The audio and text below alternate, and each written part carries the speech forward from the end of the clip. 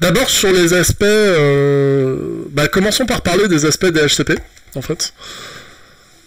Donc le DHCP c'est un service réseau qu'a priori tout le monde connaît assez bien, donc je refais une passe rapide, juste pour qu'on soit sûr de parler de la même chose.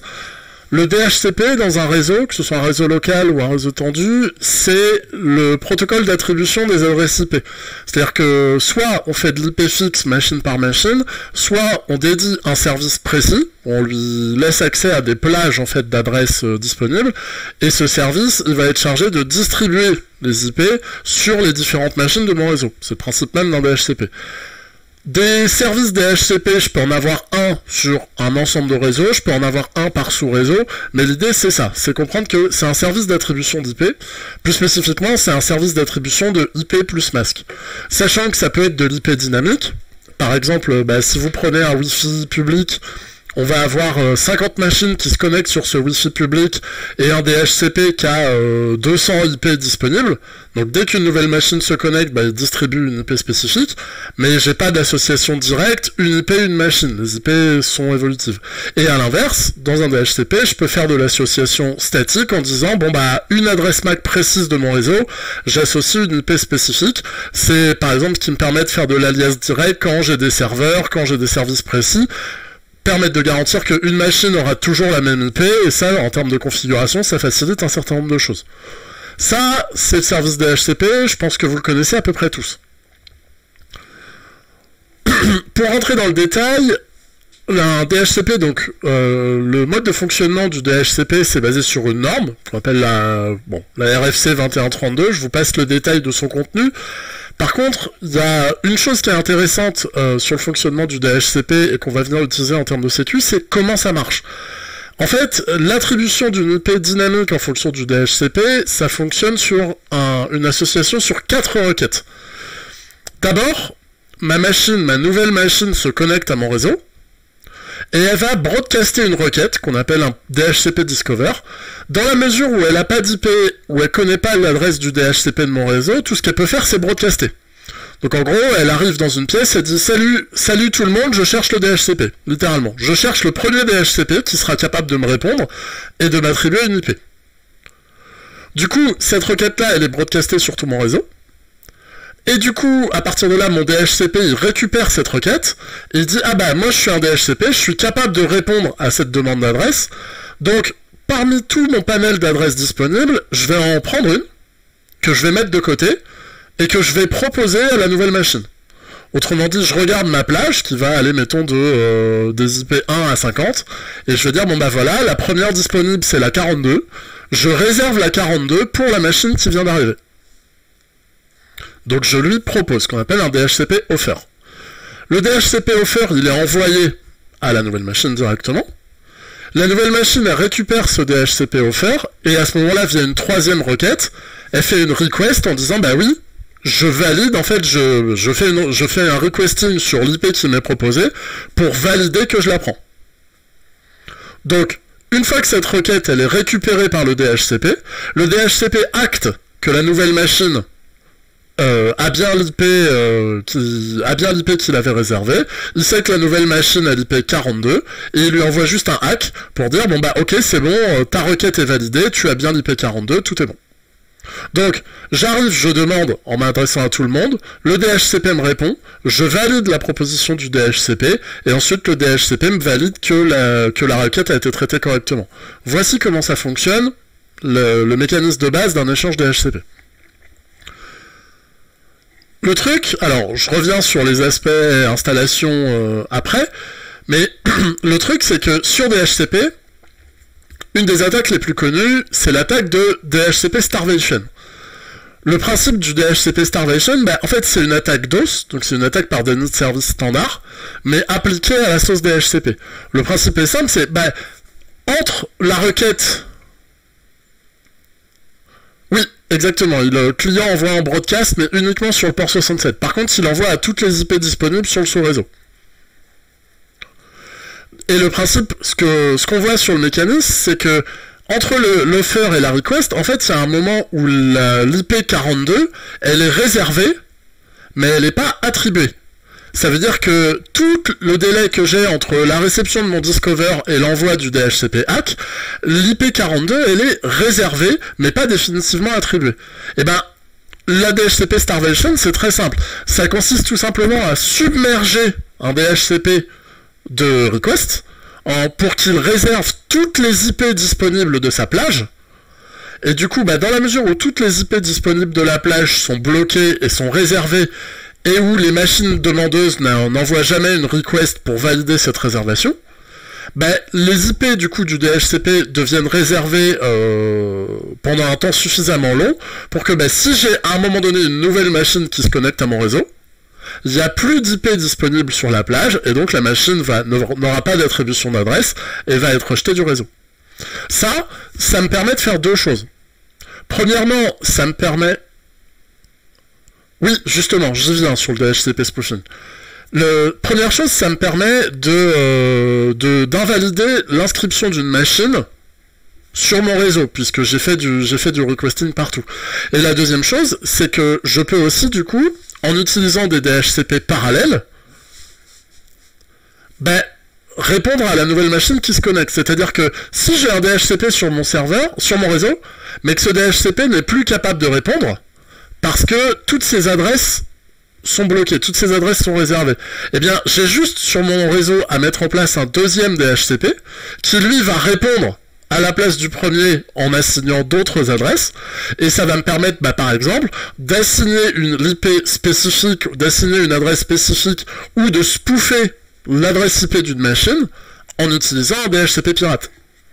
Le principe est simple, c'est que si le DHCP légitime n'est pas capable de répondre sur ma request, donc sur ma troisième requête, eh bien, je peux envoyer un DHCP pirate qui va envoyer des requests à ma place et qui va faire les associations IP que je veux.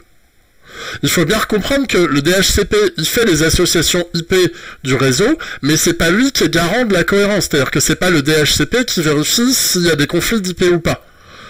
Donc ça veut dire que lui, un DHCP, il n'est pas capable de savoir si un autre DHCP a répondu à sa place, tout du moins pas par défaut.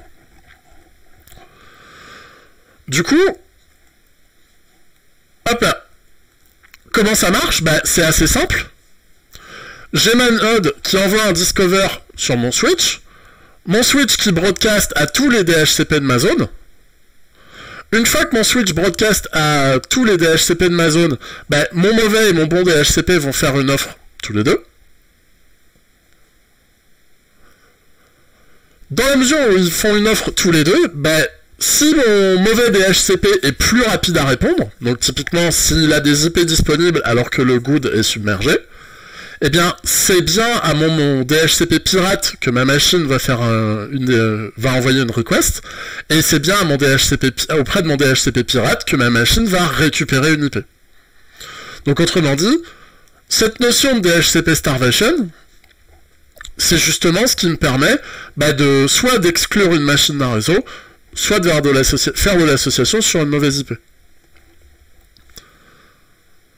L'aspect, alors du point de vue mise en place, comment ça marche, donc l'idée c'est, dans un premier temps, la mise en place de mon DHCP pirate, en fait, elle se fait assez vite.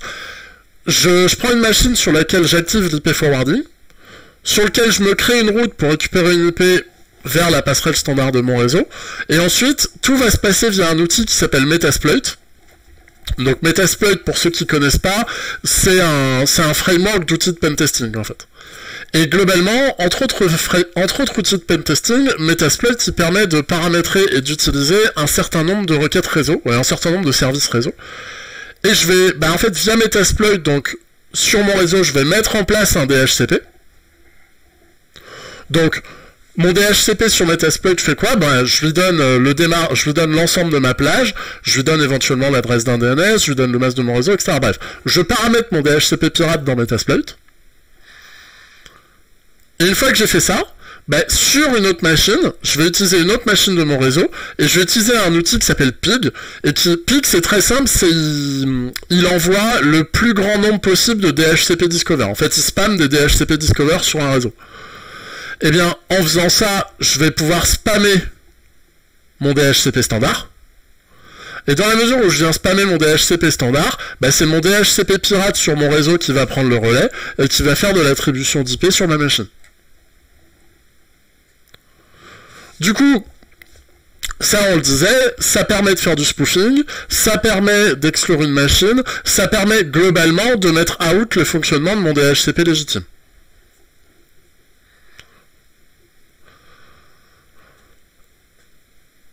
La solution pour lutter contre ça, c'est de faire ce qu'on appelle du snooping. Le principe du snooping, c'est simple, c'est que en fait, on va faire une association sur le switch de notre sous-réseau en lui disant les requêtes DHCP offer et request ne sont autorisées que sur un port précis. Ça va directement se faire sur mon switch. Du coup, mon switch, ce qu'il va faire, c'est que dès lors qu'il reçoit des offers ou des requests, il ne va les orienter que vers un DHCP donné. Donc ça veut dire que si jamais j'ai un DHCP pirate qui est installé sur un autre port de mon réseau, port au sens port switch, hein, pas au sens port réseau, eh bien, il ne pourra pas être à même d'émettre des offers puisqu'il ne sera pas sur le bon port de mon switch.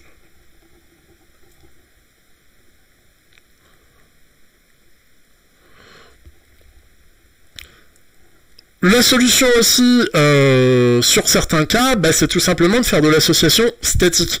Puisque si on fait de l'association statique, toutes les machines de mon réseau sont connues, mais ça veut dire qu'il est nécessaire d'avoir un nombre de machines connues et de maîtriser parfaitement son parc, ce qui n'est pas le cas quand on a des Wi-Fi publics, des Wi-Fi invités, ou quand on a des nombres d'utilisateurs variables, bah, typiquement des commerciaux dans une boîte ou des étudiants dans une école.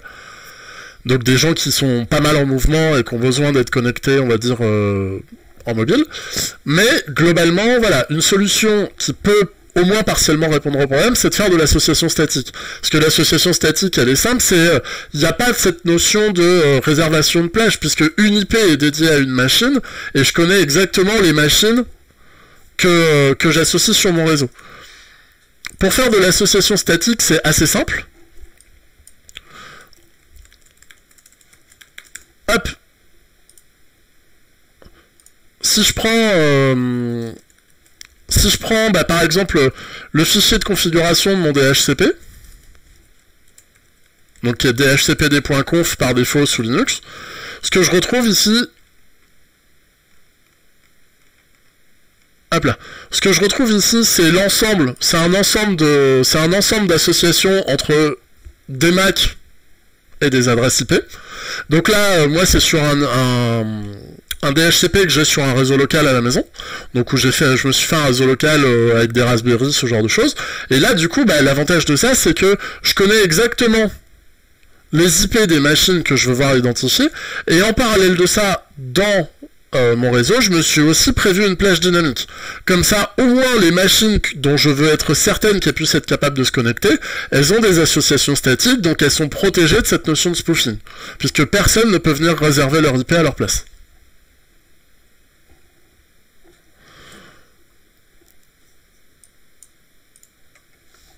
Ah, apparemment je me fais spammer. Donc du coup, ça, je vous disais, voilà, du point de vue du fichier DHCPD, ben voilà, l'association statique l'association statique, c'est une bonne solution pour lutter contre le spoofing.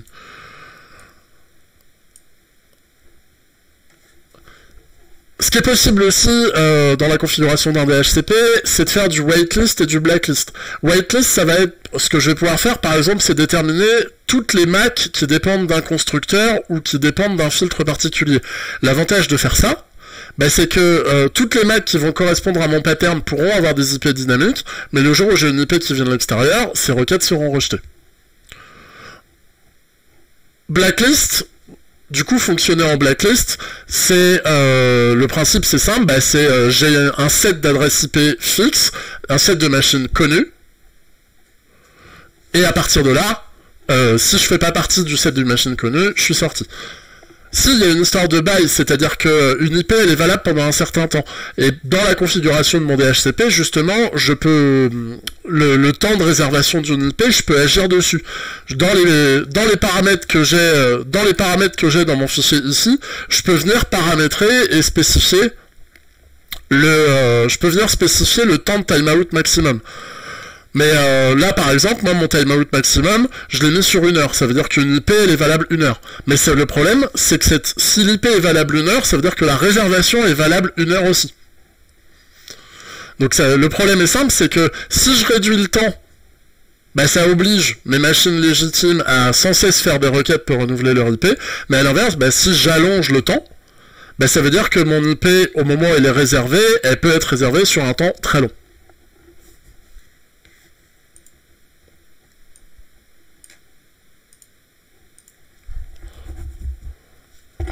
Voilà comment ça marche, la base du DHCP Starbation.